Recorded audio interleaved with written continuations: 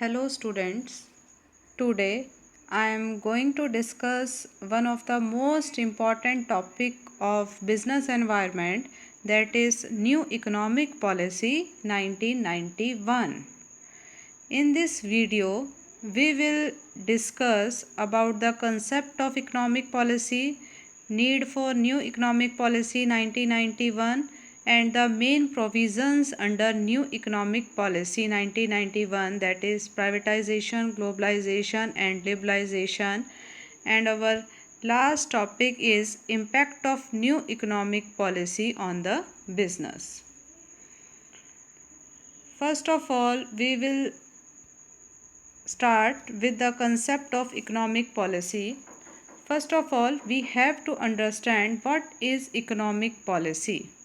Economic policy is a combination of two words, that is economic and policy. So, economic policy refers to the rules and regulations formed by the government in the field of economy. It includes various areas of finance and economy as taxation policy, supply of money, banking regulations, foreign trade and many other areas which directly or indirectly gives impact on the economy of a country. So economic policy is the policy which is related to the economy of a country. All the factors which affect the economy of a country studied under the economic policy. Now next question is, why there was a need of new economic policy 1991? So dear students, need of new economic policy 1991 arises due to some circumstances. Let us understand that circumstances. Before new economic policy, there was license Raj in India. Under license Raj, various rules, regulations and license procedure were required to set up and run business in India. So students, economic policy से पहले India में licence राज था, यानी कि हर business को run करने के लिए, ओपन करने के लिए, एक्सपेंड करने के लिए, हर एक्टिविटी करने के लिए लाइसेंस की रिक्वायरमेंट होती थी. Second need is India was stressed on import substitution to reduce its foreign dependency through local production and intended to promote self-reliance, but it created monopoly of domestic industries and lack of feeling of competition. India में क्योंकि हम बाहर के countries के साथ trade नहीं कर रहे थे, बिज़नेस नहीं कर रहे थे बाहर कंट्री के साथ, तो जो हमारी डोमेस्टिक इंडस्ट्री है उन्होंने एक मोनोपोली क्रिएट कर ली थी, यानी कि उन्हीं का बना हुआ प्रोडक्ट कंज्यूमर परचेज़ कर सकता है. तो कंज्यूमर के पास कोई और ज़्यादा चॉइस नहीं है, उसे वही प्रोडक्ट परचेज़ करना है जो मार्केट में ईजिली अवेलेबल है. It was definitely hampered the interest of consumers. और जब कंज्यूमर बाउंड होता है कि उसको एक ही जगह से या कुछ ही जगह से चीज़ खरीदनी है, उसके पास चॉइस नहीं है, तो उसका उससे एक्सप्लॉयटेशन होता है. तो ये था, एक सिचुएशन थी जिसकी वजह से न्यू इकोनॉमिक पॉलिसी की ज़रूरत थी. Next point is 1991 economic crisis was also a reason to raise the need of new economic policy. 1991 में इकोनॉमिक क्राइसिस यानी कि अर्थव्यवस्था में कुछ क्राइसिस आए जिसकी वजह से इकोनॉमिक पॉलिसी लाने की ज़रूरत हुई. Adverse balance of payment and constantly rising external डेप्ट. तो वो क्राइसिस क्या थे? उस क्राइसिस में बैलेंस ऑफ पेमेंट एडवर्स हो गए थे. बैलेंस ऑफ पेमेंट क्या है students? Balance of payment is the difference between the imports and export. आप दूसरी कंट्री से जितना इम्पोर्ट करते हैं और वहाँ पर जितना एक्सपोर्ट करते हैं दूसरी कंट्री में, उनका जो डिफरेंस है वो बैलेंस ऑफ पेमेंट कहलाता है. और एडवर्स कब हो जाएगा? When you increase your imports but reduce your exports. जब आपके एक्सपोर्ट्स कम होंगे और इम्पोर्ट्स ज़्यादा होंगे तो बैलेंस ऑफ पेमेंट नेगेटिव हो जाएगा. एंड कॉन्स्टेंटली राइजिंग एक्सटर्नल डेप्ट. और अगर आपके पास आप ज़्यादा दूसरी कंट्री से बाय कर रहे हैं, इंपोर्ट कर रहे हैं, एक्सपोर्ट कम कर रहे हैं, तो आपको पेमेंट करने के लिए क्या लेना पड़ेगा? डेप्ट लेना पड़ेगा, उधार लेना पड़ेगा. तो ये वो सिचुएशन थी जब हमारी कंट्री में इकोनॉमिक क्राइसिस की सिचुएशन थी. Next topic is India was under very heavy डेप्ट फ्रॉम अदर कंट्रीज़. तो बैलेंस ऑफ पेमेंट को ठीक करने के लिए बहुत डेप्ट लेना पड़ा इंडिया को, और इंडिया इस फॉरेन डेप्ट को पे नहीं कर पा रहा था. Resulting rising in the prices of essential goods. Essential जो चीज़ें हैं, जीवन की ज़रूरत की जो चीज़ें हैं, अनाज है या एसेंशियल आइटम्स हैं, उनके भी प्राइजेज राइज होने लगे। इंडिया ऑल्सो रेज डेप्ट from the world bank and IMF। India ने वर्ल्ड बैंक और IMF इन दोनों से भी उधार लिया। IMF suppose to India to liberate and globalize their economy and remove restrictions for international trade. IMF से जब इंडिया ने उधार लिया तो IMF ने सपोज किया, ये एक्सपेक्ट किया कि इंडिया अपने जो क्लोज्ड इकोनॉमी है उसको ओपन इकोनॉमी में चेंज करेगी और थोड़े से अपने रूल्स रेगुलेशन लिबरल करेगी ताकि बाहर जो दूसरी कंट्रीज़ हैं उनके साथ ट्रेड हो सके। ऐसा IMF ने एक्सपेक्ट किया था, जो इंडिया को करना हुआ। तो ये वो सिचुएशंस थी जिनकी वजह से एक न्यू इकोनॉमिक पॉलिसी लाने पड़ी। क्राइसिस में इंडिया की इकोनॉमिक सिचुएशन उस वक्त थी। Main provision of new economic policy, तो इकोनॉमिक पॉलिसी के अंदर अब क्या क्या लाया गया। न्यू इकोनॉमिक पॉलिसी में दो तरह के रिफॉर्म्स लाए गए, दो तरह के चेंजेस लाए गए, structural reforms and stabilization reforms. Structural reforms long term reforms थे जिसका मकसद था इंडिया की इकोनॉमी को लॉन्ग रन में इम्प्रूव करना, और स्टेबलाइजेशन मेजर्स थे कि शॉर्ट रन में जो अर्थव्यवस्था डगमगा रही है या इकोनॉमी के जो क्राइसिस सिचुएशन है उसको कुछ समय के लिए स्टेबलाइज कर देना, उसको ठीक कर देना for short run, that is known as stabilization measures. Structure perform में तीन बेसिक चीज़ें आती हैं, privatization, liberalization and third one is globalization. इसको LPG भी बोला जाता है, liberalization, privatization and globalization. Under liberalization we can study it in 5 parts. Liberalization को 5 हिस्सों में पढ़ सकते हैं, लिबरल रूल्स को। First one is deregulation, financial sector tax reform, foreign exchange reform and trade policy. ये 5 चीज़ें थी जिसको लिबरलाइजेशन के अंडर स्टडी किया गया। Now our next topic is what are the stabilization and structural measures. Stabilization measures are those measures which were taken to solve the immediate crisis in short run. Its main concern was to correct balance of payment and control inflation. तो balance of payment अभी बताया students, और inflation यानी कि rising in the prices। तो इन situations को ठीक करने के लिए short run के जो measures थे that is known as stabilization measures. Structural measures, these measures were taken to improve the efficiency of economy in the long run. Its main concern was to reduce restrictions over international business and improve international competitiveness. Structural measures जो है वो long run के लिए लिए गए ताकि जो India है उसका कॉम्पिटिटिवनेस को इंक्रीज़ किया जा सके और रिस्ट्रिक्शंस को कम किया जा सके। इंटरनेशनल बिजनेस के दौरान जो रिस्ट्रिक्शंस हैं उसको रिड्यूस करना। 3 पार्ट्स में डिवाइड करेंगे इन रिफॉर्म्स को, liberalization, privatization and globalization. Now we will discuss about the liberalization. तो लिबरलाइजेशन वर्ड इटसेल्फ अपना आपको क्लियर करता है, लिबरल द पॉलिसीज़ को लिबरल कर देना, उसको कम कर देना, that is known as liberalization. 5 factors इसमें स्टडी किए गए। First one is deregulation in industrial sector. Deregulation यानी कि reduction in the rules and regulation, restrictions reduce करने हैं कौन से सेक्टर के, इंडस्ट्रियल सेक्टर के। Next one is trade and investment policy reforms. Trade यानी कि व्यापार, बिजनेस, उससे रिलेटेड जो पॉलिसीज़ हैं उसमें चेंजेस लेकर आना। Foreign exchange reforms. Foreign exchange क्या है, हमारी कंट्री की करेंसी की वैल्यू दूसरी कंट्री की करेंसी के अकॉर्डिंगली क्या कितनी वैल्यू है, तो वो वैल्यू को मेज़र करने का तरीका, that is foreign exchange reforms. Foreign की जो करेंसी है उसको एक्सचेंज करने के लिए क्या मेथड हो, क्या तरीका, उससे रिलेटेड जो चेंजेस लिए गए that is foreign exchange reforms. Tax reforms, तो taxation system, tax slab rate, tax percentage को चेंज करना, ये रिफॉर्म्स लिए गए। Next one is financial sector reforms. Financial sector यानी कि बैंकिंग सेक्टर, इससे रिलेटेड जो डिसीजन लिए गए that is financial sector reform. तो आप देखेंगे कि लिबरलाइजेशन के अंडर इन 5 एरियाज़ में, कोर एरियाज़ हैं ये, इन 5 एरियाज़ में रूल्स रेगुलेशन को लिबरल करने की कोशिश की गई under the new economic policy 1991।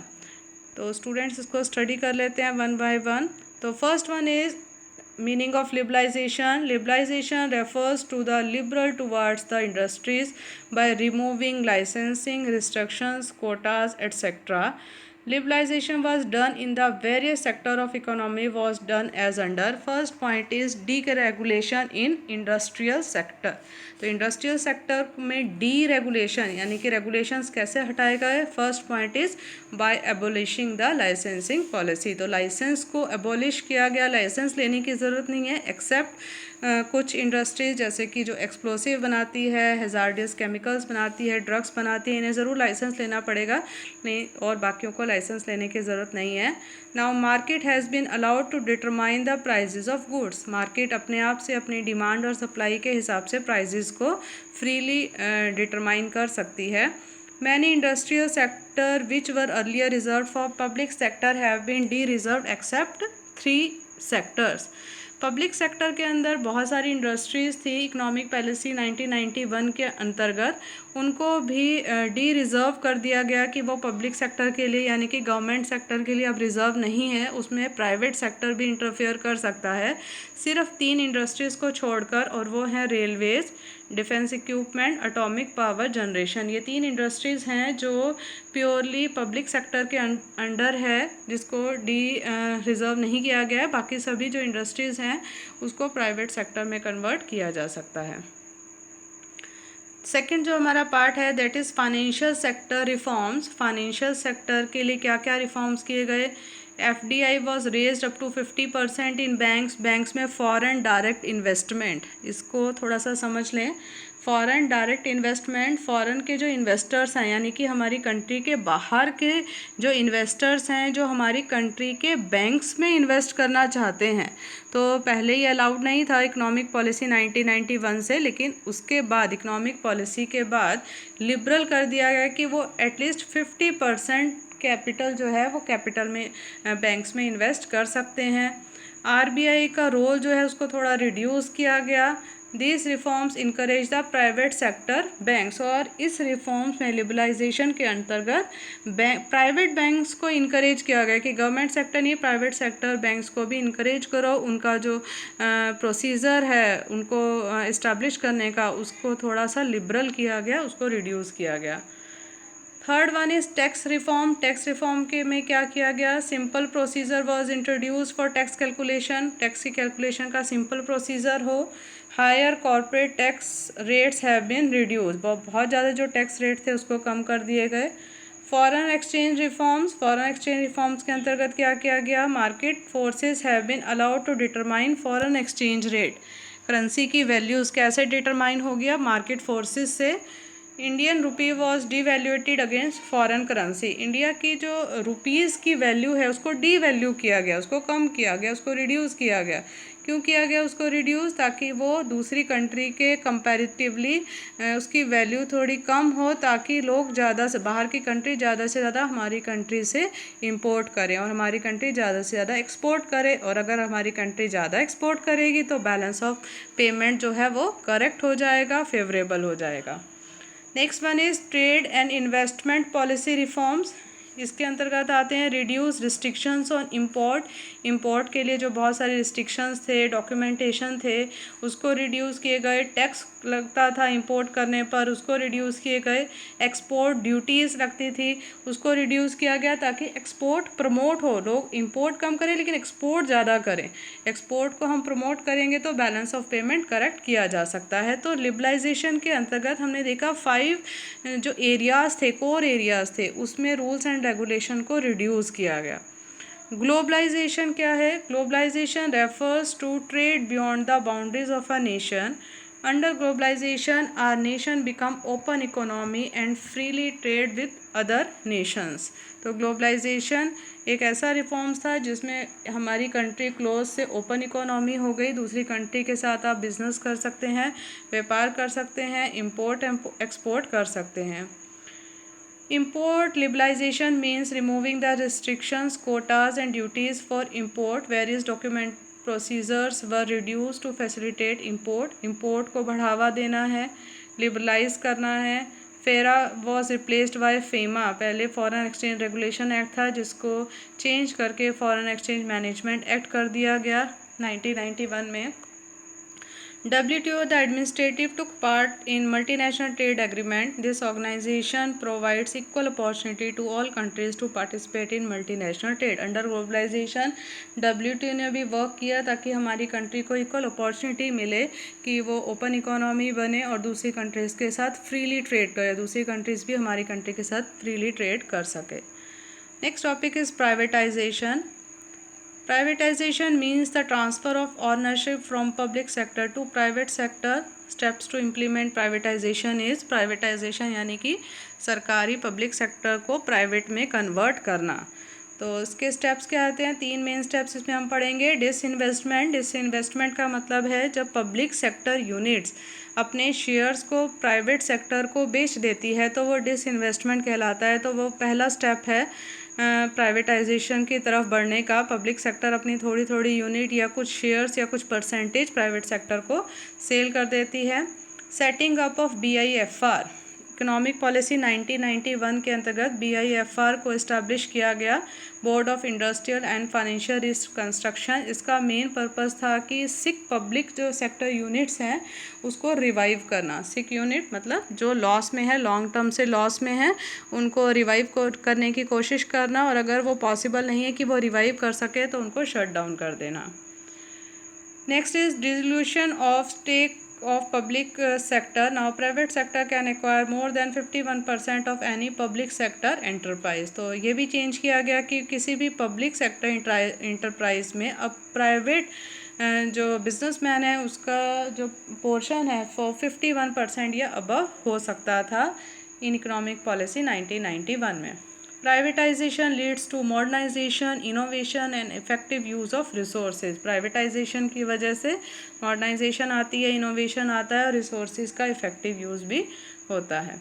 तो स्टूडेंट्स अभी हमने पढ़ा कि न्यू इकोनॉमिक पॉलिसी में 3 बातों का अच्छे से डिस्कशन किया गया था जिसको LPG कहा जाता है, लिबरलाइजेशन, प्राइवेटाइजेशन एंड ग्लोबलाइजेशन, और क्या क्या इसमें मेजर चेंजेस किए गए उनकी स्टडी आपने कर ली है। Now our topic is impact of new economic policy on business. क्योंकि बिजनेस स्टडीज़ है तो हम पढ़ें कि बिजनेस पे इसका क्या इम्पैक्ट पड़ रहा है न्यू इकोनॉमिक पॉलिसी का। तो first in increase in competition, second one is growth in technological environment, third one is customer became king, business organization had to change. Next topic is development of human skills, innovative production, and last one is encourage export. अब इसको detail में study करते हैं। First one is increase in competition. Students जब liberalization, privatization या globalization होगा तो सिर्फ डोमेस्टिक इंडस्ट्रीज़ ही नहीं, फॉरेन इंडस्ट्रीज़ भी अपनी कंट्री में आकर बिजनेस करेंगी, सेल परचेज करेंगी, मैन्युफैक्चरिंग करेंगी। ऑफ कोर्स इससे कंपटीशन बढ़ जाएगा डोमेस्टिक और फॉरेन प्रोड्यूसर्स के अंदर। एडवांसमेंट इन टेक्नोलॉजी, दूसरी कंट्री की जो बिजनेसमैन यहाँ पर आएंगे, हमारी कंट्री में आए, उसकी वजह से क्या हुआ, टेक्नोलॉजी जो है वो चेंज हो गई, एडवांस हो गई। दूसरी कंट्रीज़ के लोग एडवांस टेक्नोलॉजी लेकर आए हैं तो उसकी वजह से एडवांसमेंट इन टेक्नोलॉजी है। Next one is customer became king. Economic policy 1991 से पहले क्योंकि डोमेस्टिक जो इंडस्ट्रीज़ थी उन्हीं की मोनोपोली थी, तो जो वो प्रोड्यूस कर देती थी कस्टमर वही परचेज़ करता था। अब कंपटीशन बढ़ने की वजह से कस्टमर किंग है, उसकी रिक्वायरमेंट, उसकी इच्छा और उसकी पसंद के हिसाब से अब प्रोडक्शन किया जाता है। Next is business organization had to change. Economic policy 1991 के हिसाब से क्योंकि रूल्स रेगुलेशन रिड्यूस हो गए, टैक्स रेट सिस्टम चेंज हो गया, न्यू टेक्नोलॉजी आ रही है, कंपटीशन आ रहा है, तो बिजनेसमैन को भी उसी के अकॉर्डिंगली अपने आप को चेंज करना पड़ा। डेवलपमेंट ऑफ ह्यूमन स्किल, अगर आपको हाई क्वालिटी प्रोडक्ट चाहिए, टेक्नोलॉजी यूज़ करनी है बिज़नेस को, इनोवेटिव आइडियाज़ चाहिए, इनोवेटिव प्रोडक्ट चाहिए, तो उनका जो ह्यूमन रिसोर्सेज हैं वो भी स्किलफुल चाहिए उनको, तो अपने ह्यूमन रिसोर्सेज को भी स्किलफुल करना, ये भी चेंजेस आई इकोनॉमिक पॉलिसी के बाद। अभी जो है ह्यूमंस के ऊपर भी वर्क किया जाता है, वर्कर्स के ऊपर वर्क किया जाता है ताकि वो स्किलफुल हो और उनसे जो प्रोडक्ट बने वो भी गुड क्वालिटी का हो। इनोवेटिव प्रोडक्शन, और जो प्रोडक्शन है वो भी इनोवेटिव आइडियाज़ के साथ है, मेथड ऑफ प्रोडक्शन इनोवेटिव है, न्यू टेक्नोलॉजी है, नई नई चीज़ें आ रही हैं। It is only due to LPG encourage export, export को बढ़ावा देना, इंपोर्ट को सब्स्टिट्यूट करना, एक्सपोर्ट को बढ़ावा देना, ये इकोनॉमिक पॉलिसी का इम्पैक्ट है। इंपोर्ट को बहुत ज़्यादा लिबरलाइज कर दिया गया है, रूल्स रेगुलेशन को रिड्यूस कर दिया गया है। तो इंपोर्ट को सब्स्टिट्यूट करना, इंपोर्ट जो चीज़ें करते थे उसके अलावा अपने ही देश में उन्हीं चीज़ों को बनाया जाए, दैट इज़ इंपोर्ट सब्स्टिट्यूशन। और इनकरेज करना है एक्सपोर्ट को, ताकि बैलेंस ऑफ पेमेंट को करेक्ट किया जा सके। स्टूडेंट्स, ये हमारा टॉपिक था आज का, new economic policy 1991। Hope you have understood all the topic very clearly. Thank you. Stay home, safe home.